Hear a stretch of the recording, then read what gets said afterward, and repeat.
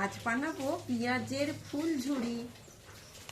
প্রথমে পেঁয়াজের খোসাগুলোকে ছাড়িয়ে পরিষ্কার করে ধুয়ে নিয়ে মুখের দিকটা গোটা রেখে পিছনের দিকটা একটু কেটে দিয়ে তারপর আমি এদিক ওদিক করে চারবার, তারপরে আবার চারবার করে কেটে ফুলের মতো আকৃতি করে নিলাম সবগুলো।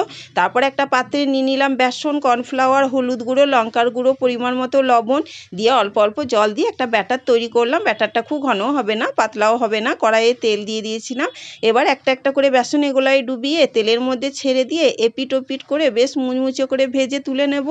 এই দেখুন আমার এটা হয়ে গেছে। এগুলোকে আমি তুলে নিলাম, আবারও এইভাবে দিয়ে দিলাম তেলের মধ্যে। তারপরে এগুলোকেও উল্টে পাল্টে দিয়ে বেশ মুচমুচে করে ভেজে তুলে নিলাম।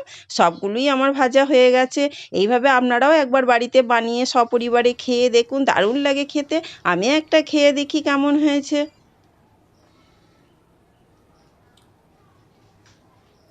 ফাটাফাটি।